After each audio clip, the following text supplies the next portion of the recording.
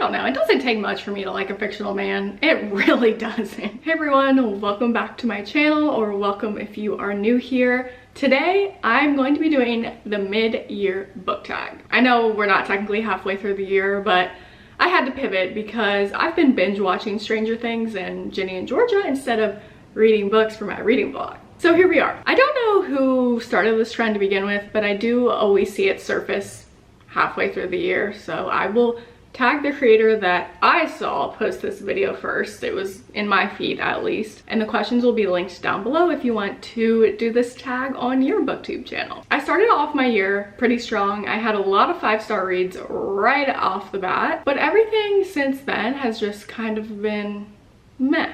So here's to hoping the second half of the year is better, and let's get into the video. Now I might mention a few books for a few different categories, but I promise I'll only really dive into the book and say a lot about that one specific book once. But if it does apply to a category and I feel that deeply, I will mention a book a few times. So the first question is, what is the best book you've read so far this year? All of these books I'm going to show you are 5-star reads. First, I'm going to say The Favorites by Lane Fargo. This is the first book I've read by this author, and it absolutely consumed me. I finished this in a few days. I was making TikToks and talking about it for weeks after. I still recommend this book to everyone I know. I recommended it to my friend Callie just yesterday. It is so much more than just a sports romance. I don't know what to say. I love it. I love the romance in here. There is so much that's happening, and I just love our two main characters. Basically, it's about Kat and Heath, who met in childhood and became friends and lovers. Heath doesn't really have a family, and Kat's family isn't really there for her, so they kind of cling to each other through everything in their lives. And the most important thing to Kat, at least, is to be an Olympic skater. Her and Heath become partners. I think it's called Olympic ice dancing. The journey starts from there, and this book spans over the course of their entire lives, and it's kind of told in a documentary style. A lot of people compared it to Daisy Jones and the Six, just in the way that it's set up. And there's also a ton of drama and history. So for me, I kind of compare it to Magnolia Parks because it does get messy, but I loved every minute of it, and it's one I'll definitely reread in the future. So I honestly think this might be my favorite book of the entire year. But there are a few more that I also gave 5 stars. I also loved Great Big Beautiful Life. More on this later. Shark Heart by Emily Habeck. Love this book, another one that consumed me. And then Dinner for Vampires was another favorite of mine. I read it the first week in January, and again, another one I read in 3 days. And it's heartbreaking, but I love the way she wrote this, and I think it's a story everyone needs to read. If you're looking to get into memoirs, I definitely recommend this one. Second question, what is the best sequel you've read this year? Well, I haven't read a lot of series, and the series that I have read, the books were kind of overwhelming, or I DNF'd the series. So for example, I read the first Beartown book and I liked it, so I read the second one, Us Against You, and I didn't like it, so not that one. And then I didn't love Onyx Storm. Now the only answer I can think of for this video is Sunrise on the Reaping, but it's kind of cheating because it's not really a sequel. It's technically a prequel, but it came out after the original trilogy, so technically a sequel. What I'm trying to say here is I'm going to say Sunrise on the Reaping, and I feel like I didn't even really love it. I know that's an unpopular opinion, but I wasn't really paying attention because I listened to it as an audiobook. But if I had sat down and read it, I was just impatient because I didn't want to buy it, and I was waiting for my Libby hold to be ready. But it was available on Hoopla, so I listened to it. I think it would have hit different if I sat down and read the book. But I'm so excited for the movie, and without a doubt, that is definitely the best sequel I've read this year. Question 3, what is a new release that you haven't read yet but you want to? Where do we start? Problematic Summer Romance. I love Ali Hazelwood. I loved Deep End. I want to read this next week. I probably will. Oh, if you saw my last video and you saw me basically saying the cover of this book is ugly, and now you're wondering why I'm holding it in my hands, fear not, I have an acceptable answer. I went to a used bookstore last weekend and I had credit from that bookstore because I traded in some of my books, and then, you know, they give you credit because it's a book exchange. And they also had so many copies of Problematic Summer Romance, which is crazy because it's a new release. But that bookstore is good. It's a used bookstore and they're always on top of things. I don't know how they have these, but they did. And it was a discounted price, so my bookstore credit covered it. Girl math, it was free. And that's why I have it. So back off. I also really want to get to Promise Me Sunshine by Cara Stone. I've heard great things about this one. It does seem like it's going to be a sad romance, but I'm here for it. This may be controversial, but I really want to read Silver Elite by Danny Francis. It's a fantasy series. I'm not exactly sure if it's a series, and I know there's a lot of drama surrounding it because people really hate this book, or a lot of people DNF it. I don't exactly know. I deleted my TikTok, so let me know if I shouldn't read this, but I am interested in it because I love an easy fantasy series, and I've been thinking to myself lately that I want to get back into fantasy because I haven't read a lot this year, and I want something to consume me, and I want to sit down and finish a book and go, wow, I need to read the second book immediately, like I did when I read ACOTAR all those years ago. So I want to read it, okay? Sue me. Then I also want to read It's a Love Story by Annabelle Monaghan. I've read 2 books by this author and I really enjoyed both of them. I also want to read The Bright Years. I've seen Taylor Tippett talk about this book nonstop. It's one of her favorite books of the year. Oh, Atmosphere by Taylor Jenkins Reid. Why We Love and Hate Twilight. I think Sarah is who published this, and she is big on Instagram and TikTok. She's always talking about Twilight, and I just love her obsession for Twilight because I'm also obsessed, and this book sounds amazing. So yeah, you guys should add it to your TBR too if you are also a Twilight lover. And then The Tenant by Frida McFadden. I'll read anything Frida McFadden writes. Her books are so easy to follow, fast-paced, and bingeable, really. Prompt number 4, what is the most anticipated new release for the second half of the year? These books actually come out soon, so I don't know if it's technically the second half of the year, but it's my video. I can do whatever I want. First we have Not Quite Dead Yet by Holly Jackson. I loved the Good Girls Guide to Murder series. I loved the 3rd book. I thought the series ended perfectly in my opinion, and I also liked the reappearance of Rachel Price. I think I gave that one 4 stars when it came out in 2024. So basically Holly Jackson is an auto-buy author for me, and I love her thrillers. I'm also excited to read Don't Let Him In by Lisa Jewell. I've enjoyed a lot of Lisa Jewell's thrillers, and people who received the art for this one have said amazing things about it and that it's her best one yet. But what was your biggest disappointment? A lot of books let me down this year, but I'll focus on 2. Wait for It by Mariana Zapata. I did not like this book at all, and I don't think I'll read anything else by this author. I'm sorry. I think when I filmed a reading vlog for this video, I was like, it's not bad, I would recommend it to other people, but it just wasn't for me. But I don't even think I'd recommend it anymore. It just did not work for me at all, and I was so excited to read it because Heather McLary always talks about Mariana Zapata being one of her favorite authors, and I just don't see the appeal. But I love Heather. She's my favorite booktuber ever. Reading is subjective, so don't let that stop you. I know I have a very unpopular opinion in saying this, so don't come for me. Also, another book that I just finished, One Golden Summer by Carly Fortune. It wasn't a huge disappointment, but I was disappointed, and part of that is my problem because I overhyped it in my head. I loved Every Summer After when I read it a few years ago. It was a 5-star read for me, and since One Golden Summer follows a character from that book, I thought I was going to love hearing Charlie's story and kind of seeing my favorite characters again, even if they weren't the main characters this time. But it just really let me down, and I didn't feel the romance in this book, but I did like seeing my favorite characters from Every Summer After. Wouldn't say it was a huge disappointment because I still gave it something like 3 stars, but it was a disappointment for me. Then we have The Biggest Surprise. I feel like you can interpret this question a few different ways, but the way I'm going to interpret it is a book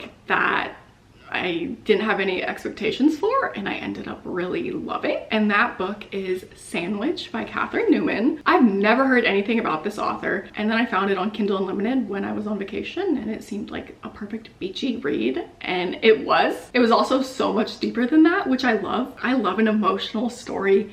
I love relating to characters, and I think this book was so surprising for me because I really can't relate to the main character in this story. I'm reading the summary off screen right now. This book follows follows Rocky, a woman in her 50s, who is sandwiched between her adult children and her aging parents. The story follows her family during their annual summer vacation to Cape Cod, focusing on the challenges and joys of navigating different stages of life, including motherhood, marriage, menopause, and the complexities of family dynamics. And I can't exactly relate to our main character because she's a mother, she's older, she's going through menopause, but I will relate to all of those things one day. And I loved seeing the world through a different point of view. I read too many books where the character is my age or in college or even younger, so it's good to switch things up. And although I couldn't relate to the specific situations in Rocky's life, everything she said was still so relatable, and her feelings were so relatable. I could understand them and apply them to different scenarios in my life. I don't know, it worked for me. I definitely recommend this book. It's a good summer read, and it is deeper than just a beach read. So please understand that going into it. I would even look up trigger warnings. How about this? This bookmark that I got from the book exchange when I bought Problematic Summer Romance explains exactly how I'm feeling about Sandwich. You think your pain and your heartbreak are unprecedented in the history of the world, but then you read. It was books that taught me the things that tormented me most were the very things that connected me with all the people who were alive who had ever been alive. It was also funny. Who is your favorite new author? To piggyback off my last answer, I would say Catherine Newman. I'm definitely going to read anything else she writes, and I'm going to want to read her already published books. I have a few downloaded on my Kindle now. Lane Fargo, because of the favorites. And then to give you a new answer, Emily Habeck, because I loved Shark Heart. I told you earlier I gave it 5 stars. I don't know if this is her debut novel. Is it? It is. I could talk about this book forever, and I think I already have in this reading vlog. I'll link it right here. But basically, the premise of this book is so interesting. During their first year of marriage, Lewis and Ren find out that Lewis is morphing into a great white shark, and there's nothing they can do about it. It's a love story, but it's also heartbreaking. The writing is so beautiful. It's a quick story. You could read it in one sitting, and the story itself is so unique. I love the writing. The writing is so good. So many things that I noted and highlighted. Just check it out. If that sounds interesting to you at all, then definitely read it. Read it tomorrow. Should I just read one quote for you guys? I can never just read one quote because then I get carried away. These are always the 2 I read when I talk about this book, and it's on page 1. In the early days after I left New York, I would ruminate, doubt all my choices. But when I met you, I began to thank my failure. Maybe failing was a kind of miracle. Maybe everything happened just right. Yeah, he's glad he failed in New York and had to move back home because then he met his wife. The other one is when Lewis says, I met you in a daydream, you know. Lewis blurted out at dinner one night, I knew you before I knew you? Next question, newest fictional crush. Hayden. Hayden, my little baby from Great Big Beautiful Life. I love this book, and if you didn't, you're wrong. If you didn't love it, read it again until you decide that you love it. I loved every little thing about Hayden. I thought he was so romantic. He had been through a lot as well, and he was very direct with Alice. He said romantic things. I don't know, it doesn't take much for me to like a fictional man. It really doesn't. But this fictional man is better than others, okay? And I stand by that. He kind of reminds me of Gus a little bit from Beach Read. Honorable mention to Jack from The Bodyguard by Catherine Center. That wasn't a 5-star read for me, but I loved Jack. Number 9 is your newest favorite character. Not to talk about the favorites again, but Kat, Lucas from Deep End. We stopped talking about this book a few months ago, but I will not stop talking about this book. I loved this book. And Lucas is everything. Number 10, a book that made you cry. Where do we even begin? Say You'll Remember Me by Abby Jimenez. Listen, this book gets so much hate, and I didn't love it myself, but it was still a good book, and I was an emotional wreck at the end of it. I still recommend this book. Sorry, this is the last angle change, I swear. Okay, what I was saying is Say You'll Remember Me is definitely one of the saddest books I've read this year, but the one I cried the most at, which is crazy because is it even supposed to be that sad? I don't know. Insert footage here of me reading Great Big Beautiful Life. Great Big Beautiful Life? You're telling me people are rating this book 1 star? I just cried so hard I forgot how to breathe. If you rated this 1 star, grow up. Block me. Goodbye. I was distraught when I finished this book, and the last chapter took a few years off of my life. I swear. Just read it. So those are some fictional stories that made me sob. And then a nonfiction book that was so sad is The House of My Mother by Sherry Frankie. This is another one of my favorite memoirs that I've read this year. Sherry's story is heartbreaking. I'm so glad she finally got to tell it and that her mother is in prison. Number 11, a book that made you happy. Let's do one I haven't talked about yet. It's not a 5-star read, but it came pretty damn close. Ready or Not by Cara Bastone. The cover just makes me happy alone. This is an accidental pregnancy trope, friends to lovers, and it's perfect, almost perfect. I thought the characters were funny in this. It had just the right amount of emotion. My only problem with it is that it wasn't longer. I feel like it wrapped up pretty quickly at the end and I wanted more. This is definitely a fun rom-com that you should keep on your radar. The most beautiful book you have acquired this year. Easy. What Happens in Amsterdam by Rachel Lynn Solomon. I also really enjoyed this book. The cover is perfection. We've got the houses on the canal in the background. We've got tulips. There's even a little tulip on the spine. The special edition of this book is even more beautiful, but I had already purchased this one and I told myself I didn't need it. The special edition has painted edges and they are tulips. It's just the perfect book to display on your shelf, and it's a good read as well. I actually just went to the release event for this and I got to listen to Rachel Lynn Solomon talk about the writing process for it and her time here in Amsterdam as an expat, and then she signed my book. So this book is even more special to me because she personalized it. For Maddie, What Happens in Amsterdam Stays in Amsterdam, ? And the final question is, what books do you need to read before the end of the year? Are we doing this? All of them. So I made a prompt in my reading journal, 25 books I want to read in 2025, and I've done an excellent job reading those. I've read 15 out of 25 as of this morning. So let me read the other 10 books, and then I'll also list a few that I just want to read that aren't on this list. Eliza from Scratch, Romance Rivalry, Caught Up, which actually comes out today, June 10th. Everything is Tuberculosis, The Missing Half.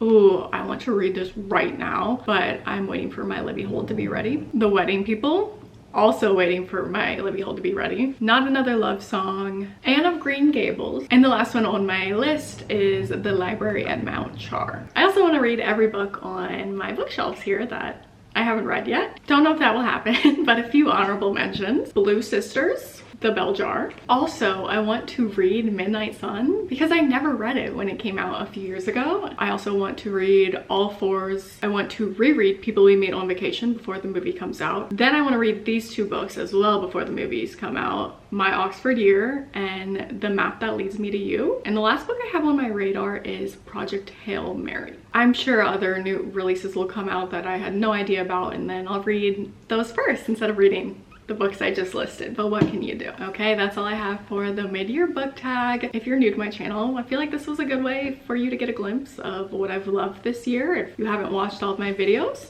if you have watched all of my videos, then I'm sorry I continue to yap about my favorites. But it's better to talk about books you love than talk about the books that pissed you off, right? So I'm gonna keep talking about the books I love, and I hope you guys will stick around for that. Don't forget to like this video if you enjoyed it and subscribe down below. That would make me so happy, and I will see you in my next video.